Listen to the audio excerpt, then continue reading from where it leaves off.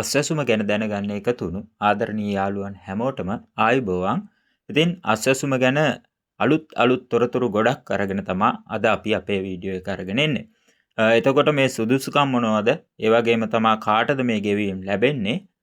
මේ වගේ කරුණු ගොඩක් එක්ක අපේ වීඩියෝවත් එක්ක එකතු වෙලා ඉන්න. ඒ තොරතුරු ඔක්කොම ඔයාලට දැනගන්න පුළුවන් මේ වීඩියෝ එක ඉවර වෙනකොට. ඉතින් 2026 අස්වැසුම නවතම තොරතුරු දිහා අපි හැරිලා බැලුවොත් එතකොට කාණ්ඩ 5ක් යටතේ අපිට මේ වෙනකන් අස්වැසුම් මුදල් ලැබුණා. දැන් වෙනකොට ගොඩක් අය අපිට අස්වැසුම නෑ සහ අපිට අස්වැසුම ලැබෙයිද වගේ ප්‍රශ්නයක තමයි ඉන්නේ. ඉතින් අන්න එහෙම ඉන්න ඔයාලා වෙනුවෙන් තමයි මේ වීඩියෝ එක අරගෙන එන්නේ. එහෙමනම් ඒ කොටස් 5කට අස්වැසුම් මුදල් ලබා දුන්නට ඉස්සරහට කොටස් 2කට තමයි අස්වැසුම් මුදල් ලබා දෙන්නේ කියලා රජය නිවේදනය කරලා තියෙනවා.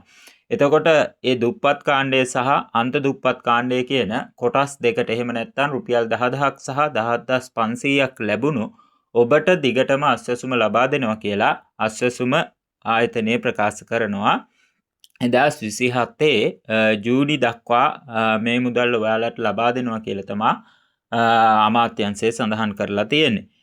එතකොට අන්ත දුප්පත් අයට රුපියල් 17500කුත් දුප්පත් අයට රුපියල් 10000ක මුදලකුත් ලබා දුන්නා. ඒක ඉස්සරහටත් ඒ විදිහටම ලබා දෙනවා. යම් හේතුවක් මත ඔබේ පවුලේ දෙන්නෙක් හෝ දෙන්නට අඩු ප්‍රමාණයක් ඉන්නවා නම් ඔය දෙන මුදලින් හරියටම අඩක්. උදාහරණයක් ගත්තොත් රුපියල් 10000ක් ලැබෙන්න ඕන තැනට රුපියල් 5000ක් තමයි ලැබෙන්නේ. ඉතින් මෙන්න මේක තමයි මම ඔයාලට කියන්න මූලිකව බලාපොරොත්තු වෙන්නේ. මොකද ගොඩක් අය අපිට තියෙනවද අපිට නැද්ද කියලා මේ වෙනකොට ප්‍රශ්න අහනවා සහ ප්‍රශ්නික ජීවත් වෙනවා. ඒ වගේම තමයි වැඩිහිටි දීමනාව ඒ විදිහටම ලබා දෙනවා. ඒ වගේම ආබාධිත සහ වක්වඩු දීමනාවනුත් ඒ විදිහටම ලබා දෙනවා. එතකොට මේ මුදල් ලැබෙන්නේ ඔයාලගේ බැංකු පොතට. ඉතින් අස්වැසුම ගත්ත අය නම් හොඳින් දන්නවා තමන්ගේ බැංකු පොතට තමයි මේ මුදල් ටික ලැබෙන්නේ.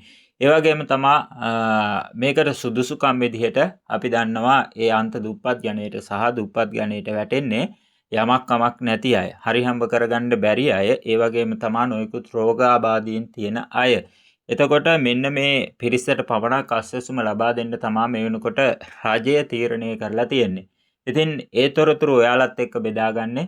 ඔයාලත් ලොකු ප්‍රශ්නික මේ කාලේ හිටපු නිසා, ඉතින් ගොඩක් අය මගමුත් අහපු නිසා තේරුම් ගන්නට අපහසු නිසා ඉතා සරලව මේ වීඩියෝ එක අරගෙන ආවා. ඉස්සරහටත් වෙනස් වෙන යම් තොරතුරක් වුණොත් අපි මේ YouTube channel එක හරහා වීඩියෝ අරගෙන ඉන්න බලාපොරොත්තු වෙනවා. ඉතින් එම නිසා ඔයාලා හැමෝම අපේ channel එක subscribe කරන්න, like කරන්න, තව දන්නේ නැති කෙනෙක්ට දැනගන්න මේ වීඩියෝ එක share කරන්න කියලා ඔයාලගෙන් ඉල්ලනවා. ඉතින් හැමෝටම ස්තුතියි. තව දන්නේ නැති දෙයක් තියෙනවා නම් අපිට comment එකක් දාන්න, අපි උත්තර අරගෙන එනවා. ස්තුතියි.